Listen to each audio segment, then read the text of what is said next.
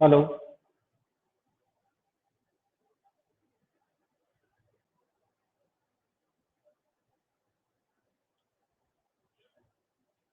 हाँ, तो आज हम सेकंड अपना जो चैप्टर है, सेकंड चैप्टर शुरू करते हैं।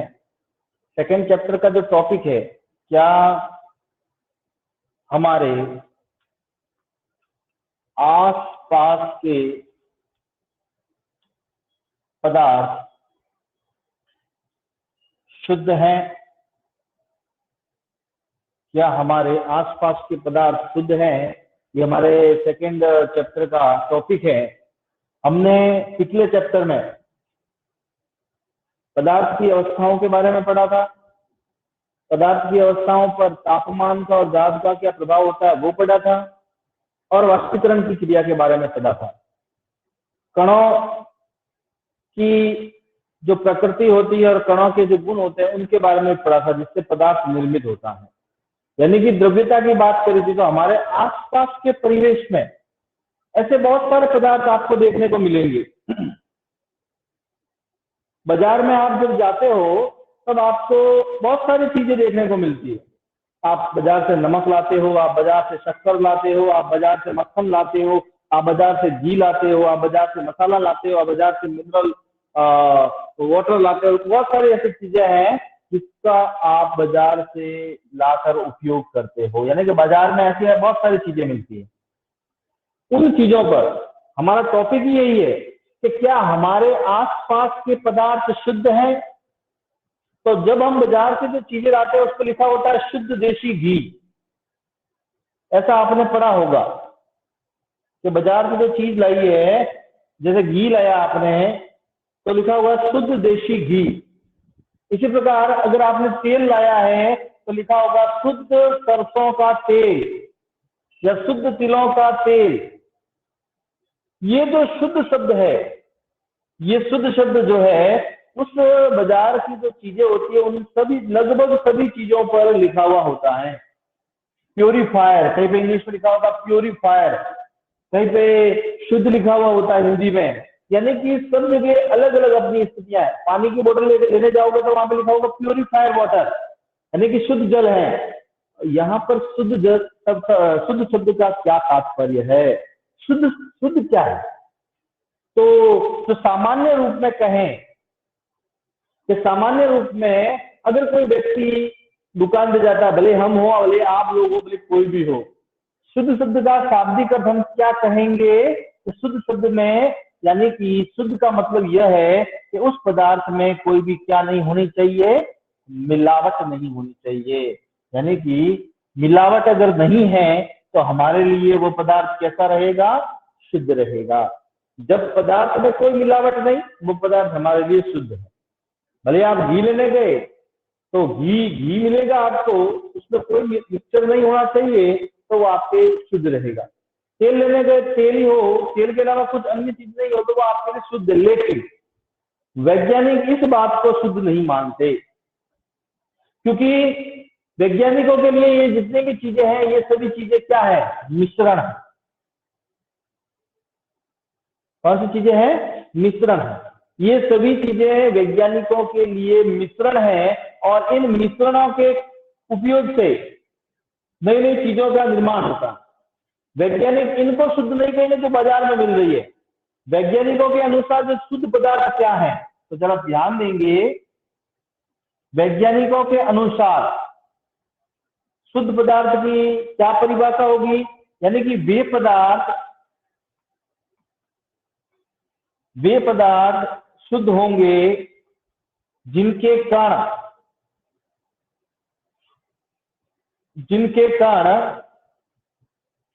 की रासायनिक प्रकृति, यानी कि जो कण उसमें मिले हुए हैं, उन कणों की जो रासायनिक प्रकृति है, वो रासायनिक प्रकृति समान हो, बदली हुई नहीं हो, समान हो, तो वो आपके क्या, कौन सा पदार्थ कहलाएगा? शुद्ध पदार्थ कहलाएगा। यानी कि अगर हम यह कहें कि जो भी पदार्थ है उस पदार्थ के अंदर केवल एक ही पदार्थ के कण मिले हुए हैं और बिल्कुल भी किसी अन्य पदार्थ का उसमें मेल मिलाप नहीं है, तो उस परिस्थिति के अंदर आप उस पदार्थ को शुद्ध कह सकते हैं। हमारे घरों में दूध जो आता है वह दूध शुद्ध पदार्थ नहीं है। हम कहते हैं कि उस दूध में कुछ नहीं है, आपने छान कर उसको ले लिया, दूध में कुछ नहीं है, लेकिन तो भी उस परिस्थिति में भी वह शुद्ध नहीं है। वैज्ञानिकों के मतानुसार, हमारे मतानुसार तो शुद्ध है, क्योंकि हमको उसमें कोई मिलावट नहीं दिख रही, किसी प्रकार का कुछ नहीं दिख रहा, केवल दूध दिख रहा है। लेकिन वैज्ञानिकों के अनुसार वह शुद्ध नहीं है। क्यों? क्योंकि दूध में क्या आता है? जल आता है। दूध में क्या आती है? वसा आती है। दूध में क्या आता है? प्रोटीन आता है। दूध में क्या आता है? विटामिन आता है। देखिए ऐसी बहुत सारी चीजें हैं, केवल वसा नहीं है, केवल प्रोटीन नहीं है, केवल जल नहीं है, केवल विटामिन नहीं है। इसलिए वैज्ञानिक दूध को शुद्ध पदार्थ नहीं कहते, क्योंकि यह तो अनेक पदार्थों के मिलने से बनने वाला भाग है, और अनेक पदार्थों के मिलने से बनने वाले भाग को हम मिश्रण कहते हैं। क्या कहते हैं? मिश्रण कहते हैं, उसको मिश्रण कहा जाता है। तो हमारे आसपास के अंदर जितने भी पदार्थ हैं वो शुद्ध आपको बहुत कम मात्रा में मिलेंगे। वैज्ञानिकों के मतानुसार जितने भी हैं लगभग वह मिश्रण के रूप में इस प्रकृति के अंदर मौजूद रहते हैं। मिश्रण के रूप में प्रकृति के अंदर वह मौजूद रहते हैं, इसलिए इसको हम आसपास के पदार्थों को शुद्ध नहीं कह सकते। ऐसे ही उदाहरण आपको और मिलेंगे जो मिश्रण के तौर पर काम आते हैं, जैसे समुद्र का जल, खनिज, मिट्टी, ये सभी मिश्रण है और इन्हीं मिश्रणों के आधार पर काम चलता है।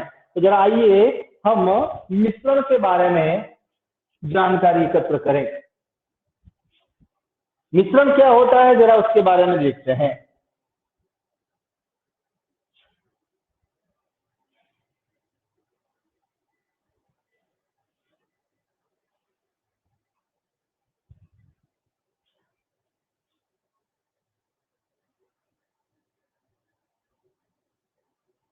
मिश्रण, मैंने अभी आपको एक उदाहरण दिया था, पहले तो दिया था दूध का। दूध में मैंने अभी आपको बताया था क्या होता है? जल होता है। क्या होती है? वसा होती है। क्या होता है? प्रोटीन होता है। क्या होता है? और विटामिन होता है। यानी कि दूध में इतनी सारी चीजें होती है, तब जाकर दूध का निर्माण होता है। भले वो गाय के पेट से निकल रहा है, भले वो भैंस के द्वारा निकल रहा है, लेकिन इतनी चीजें जब मिलेगी तब दूध बनेगा, ध्यान रखना। अभी और मैं उदाहरण देता हूं, जैसे मिट्टी। मिट्टी में क्या है? तो मिट्टी में एक तो रेत के कण है, धूल जिसको कहते हैं, उसके अलावा पत्तियां हैं, तिनके हैं, लोहा है, और भी हम अशुद्ध पदार्थ जो है, जो गंदगी है, वो भी डालते हैं। ऐसे तत्व मिले हुए होते हैं, तब जाकर मिट्टी बनती है पूरी। उसी प्रकार पत्थर के टुकड़े हैं, ये आपके मिट्टी की बात हुई। इसी प्रकार वायु, जो आप सांस लेते हो वो भी शुद्ध नहीं है। अब शुद्ध नहीं है का मतलब, आप शुद्ध नहीं गए, यहाँ पे तात्पर्य ये ले लोगे कि हाँ प्रदूषण है इसलिए शुद्ध नहीं है। बिल्कुल आपकी बात सही है, प्रदूषण है, इस कारण से उसको हम शुद्धता की श्रेणी में नहीं ले सकते, क्योंकि प्रदूषण की मात्रा बढ़ चुकी है।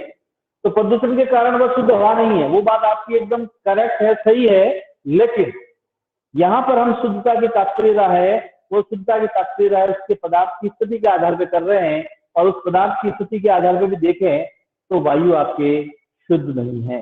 वायु आपके क्या नहीं है? शुद्ध नहीं है। वायु में क्या होती है? तो वायु में आपके ऑक्सीजन होती है, वायु में आपके नाइट्रोजन होती है, वायु में आपके जल वाष्प होती है। ठीक है, ये तीन उदाहरण मैंने आपके सामने दिए। इनको वैज्ञानिकों ने मिश्रण कहा। क्या कहा है? मिश्रण कहा। मिश्रण क्यों कहा है? क्योंकि यह कोई भी एक पदार्थ से नहीं बना है, सब अलग अलग पदार्थों से मिलने से बने हैं। दूध देख सकते हैं, 4 प्रकार के पदार्थ मिलेंगे तब जाकर दूध बनेगा। मिट्टी है वो भी, इसमें बहुत सारे तत्व जब मिलेंगे तब जाकर मिट्टी का निर्माण होगा। वायु भी है, उसमें भी आप देख सकते हो, ये तो मैंने कम लिखे हैं, ऐसे भी बहुत सारे, कार्बन डाइऑक्साइड, उसके अलावा नियोन, ऑर्गन, अन्य जैसे जो है वो उसके अंदर मिली भी होती हैं। तो ये सभी मिले हुए भाग होते हैं, तो वो एक प्रकार से कहें तो क्या कहलाता है, मिश्रण कहलाता है। यानी जो भी पदार्थ, मिश्रण की परिभाषा में लिखता हूं कि ऐसे पदार्थ जो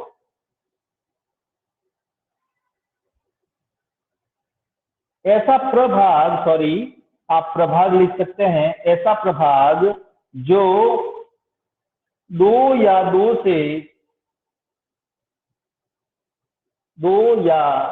दो से अधिक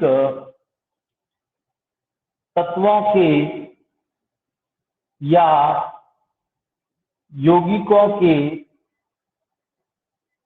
तत्वों के या यौगिकों के मिलने से निर्मित होता है। मिलने से निर्मित होता है, उसे क्या कहते हैं, मिश्रण कहते हैं। मिश्रण कहते हैं, मिक्सचर, अपनी भाषा में क्या कहते हैं, मिक्सचर। जैसे आप नमकीन लेने गए दुकान पे, आपने केवल जो सेव वाली नमकीन थी वो ली, तो वो मिश्रण, उस पदार्थ, स्टील में पदार्थ जो मिले हैं वो मिश्रण हो सकते हैं, लेकिन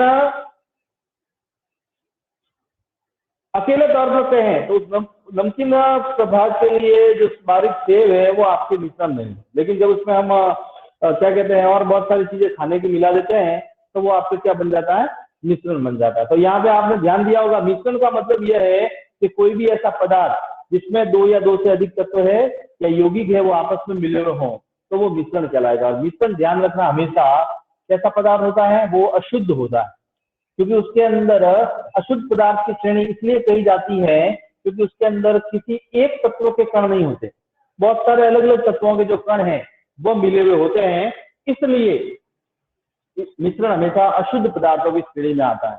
जब भी कोई मिश्रण बनेगा वो दो या दो से अधिक तत्वों या यौगिक के संयोग से ही बनेगा, अन्यथा वह मिश्रण है, निर्मित नहीं होगा। जैसे मान लीजिए उदाहरण के लिए लोहा, लोहा प्रकृति के अंदर आपके पूर्णतः प्रभाव में देखेंगे तो लोहा प्रकृति के अंदर केवल अपने मूल स्वरूप में रहता है, यानी कि उसकी रासायनिक प्रकृति है वो एक ही होती है। भले वो यहाँ पर देखोगे, भले वो आप दूसरे स्थान पर जाकर देखोगे, लोहे की जो प्रकृति लोहे के रूप में ही रहने वाली है, तो वो मिश्रण नहीं। वो भले ही, वो क्या कहते हैं, भले ही वो अपने दो अणुओं से मिलो, दो परमाणुओं से मिलो, या भले वो दो तत्वों से मिलकर निर्मित हुआ हो, लेकिन खुद के अगर तत्व हैं तो वो शुद्ध पदार्थ में आएगा। जैसे ही उसके तत्व यानी किसी अन्य के साथ जुड़ गए तब वह एक अशुद्धता की श्रेणी में आ जाएगा।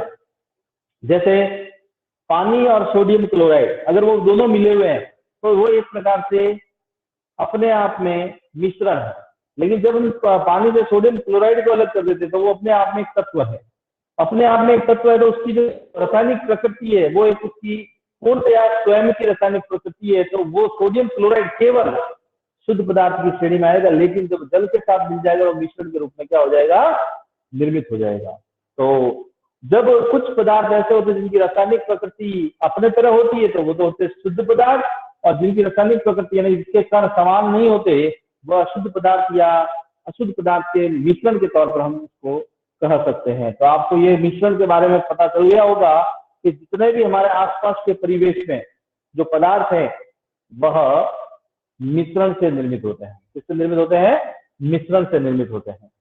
तो जरा आइए मिश्रण के अलग अलग प्रकार हैं उनके बारे में हम देखते हैं कि मिश्रण के कौन कौन से प्रकार हैं, कि मिश्रण कितने प्रकार का होता है इसके बारे में हम पढ़ते हैं।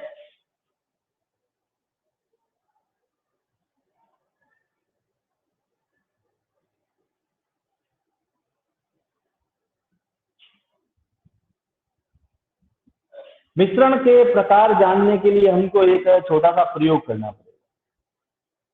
मिश्रण के प्रकार जानने के लिए हमको एक प्रयोग करना पड़ेगा जो किताब में दिया हुआ है। हमको 4 बीकर लेने हैं, और 4 की जगह मैं कहता हूं 2 ही लेते हैं अपन। 4 की जगह हम 2 ही लेंगे, यानी कि प्रयोग सामान्य प्रयोग है, उसको आपको देखना है। पहले बीकर का नाम मैंने लिख दिया ए और दूसरे बीकर का नाम मैंने लिख दिया बी। पहले बीकर में मैंने जल डाला है ए में और दूसरे बीकर में भी मैंने क्या डाला है, जल डाला है, यानी कि दोनों ही बीकरों में समान मात्रा में जल डाला। अब एक बीकर में मैंने क्या डाल दिया, नमक डाला, शक्कर डाली, कॉपर सल्फेट का अगर चूर्ण है हमारे पास, कुछ भी इन तीनों में से कोई भी आपके पास चीजें हैं, आपकी किताब में प्रयोग में यही लिखी हुई है, ये हमने इसके अंदर डाल दी। जो बी बीकर है उसमें क्या डाला, तो उसमें आपने रेत डाल दी, पत्थर के टुकड़े डाल दिए, यानी कि पहले में आपने नमक, शक्कर और कॉपर सल्फेट का चूर्ण डाला, दूसरे में आपने रेत डाली, पत्थर के टुकड़े डाले। अब दोनों को एक छोटी सी स्ट्रा की सहायता से पूर्णतया क्या किया, हिलाया।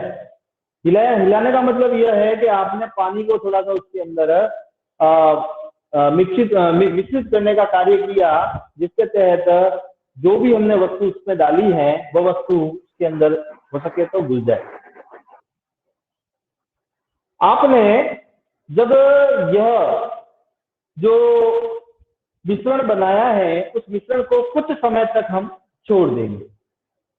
कौन सा मिश्रण ऐसा, यानी कि बीकर ए और बीकर बी में दोनों मिश्रण हमने बनाए हैं, किस मिश्रण के अंदर आपको जो है वो जो वस्तु डाली गई है वो दिखाई नहीं देगी, वो मिश्रण कौन सा होगा, जरा मुझे अपना चैट बॉक्स में लिखकर बताएंगे कि कौन सा मिश्रण ऐसा होगा जिसमें आपको वो वस्तु जो डाली है वो उस घोल के अंदर दिखाई नहीं देगी।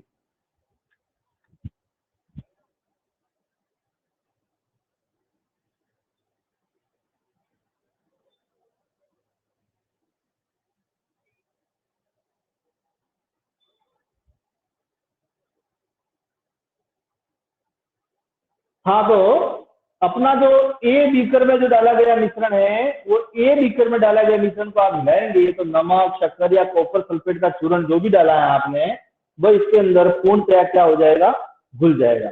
यानी कि घुलने के बाद इसमें आपको क्या दिख रहा है, इसमें आपको केवल और केवल क्या दिख रहा है, जल दिख रहा है।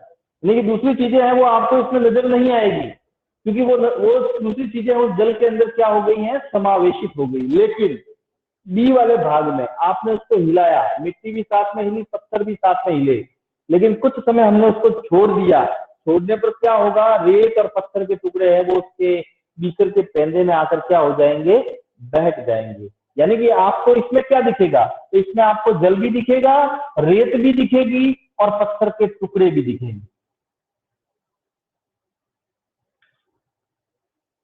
पहली स्थिति में पूर्णतया विलीन हो गया, दूसरी स्थिति में विलीन नहीं हुआ।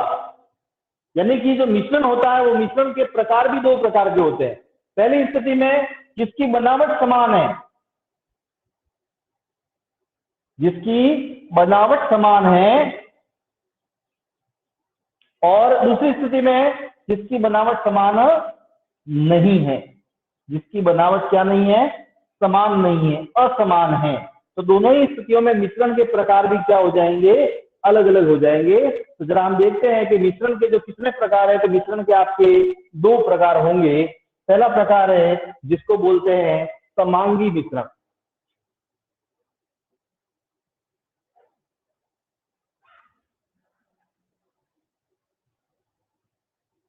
दो प्रकार के होते हैं ये।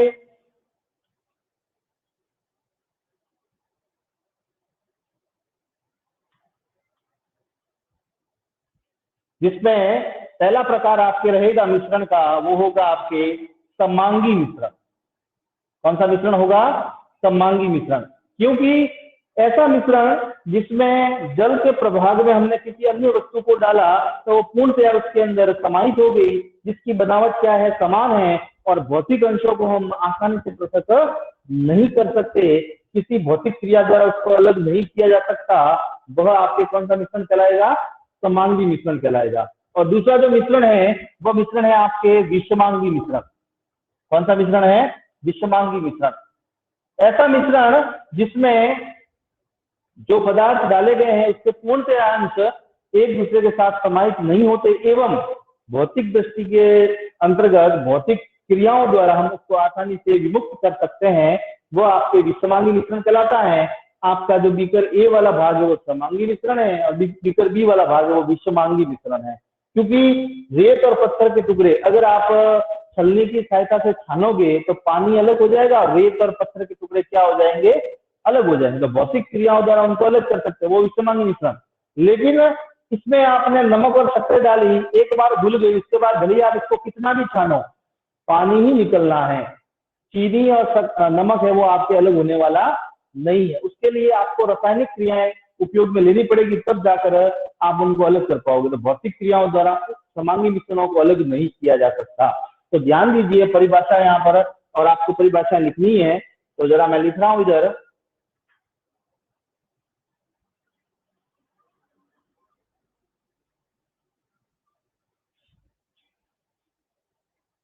समांगी मिश्रण ऐसा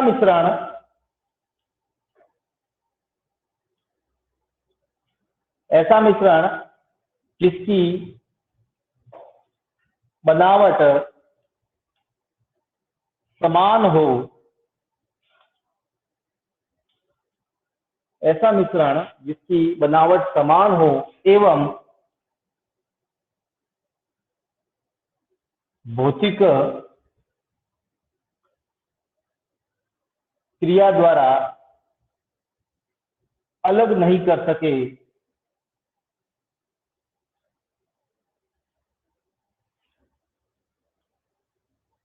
उसे समांगी मिश्रण कहते हैं। उसे क्या कहते हैं? समांगी मिश्रण कहते हैं। ठीक है भाई। और दूसरा जो है वो है विषमांगी मिश्रण। नीचे लिख रहा हूं मैं, जरा उसको भी नोट कर लेंगे।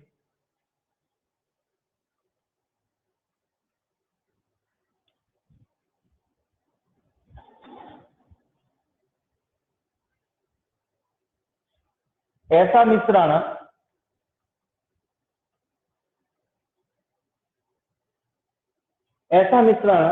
जिसकी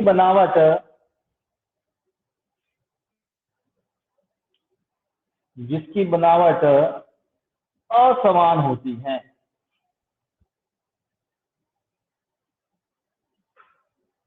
कैसी होती है? असमान होती है। जिसकी बनावट आपके असमान होती है एवं भौतिक दृष्टि से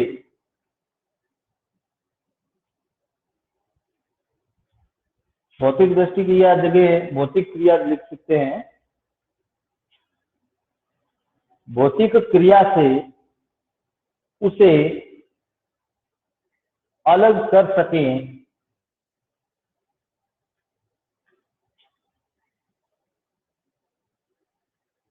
सकें, उसे विषमांगी मिश्रण कहते हैं।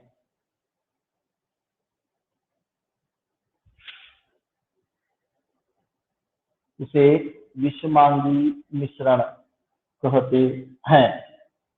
दोनों के उदाहरण देख लीजिए कि उदाहरण क्या क्या। तो पहले का उदाहरण तो मैंने आपको बता ही दिया अभी, क्रियाकलाप के अंदर ही आपको बताया है पहले का उदाहरण। पहले का उदाहरण आपको हो सकता है कि जल में नमक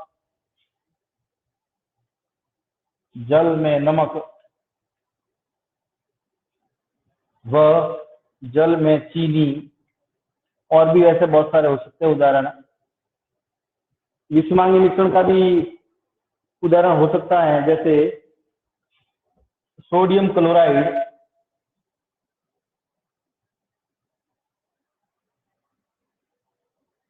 क्लोराइड व लोहे की छीलन। आसानी से अलग कर सकते हैं, चुंबक की सहायता से लोहे की छीलन को सोडियम क्लोराइड के मिश्रण में से बाहर निकाल सकते हैं। नमक सोडियम क्लोराइड होता है और लोहे की छीलन लोहे के पार्टिकल्स होते हैं।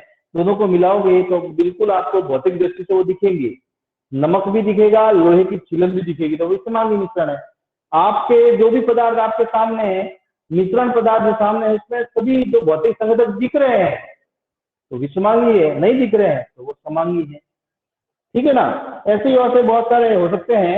एक और उदाहरण है जो घर में मिलता है वो है जल व तेल का मिश्रण।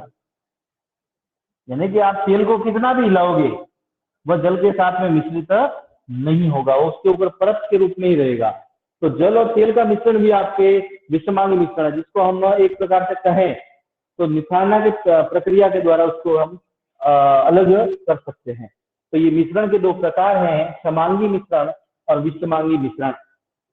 इन्हीं मिश्रणों के आधार पर जो अलग अलग प्रकार के प्रभाग है वो निर्मित होते हैं, जिसके द्वारा अलग अलग कड़ियां हैं वो तैयार होती हैं। तो उन प्रभागों के बारे में हम अगली क्लास, अगले लाइव सेशन के अंदर पढ़ेंगे। तो जरा इसको उतार देंगे, मैं पीडीएफ भी भेज दूंगा।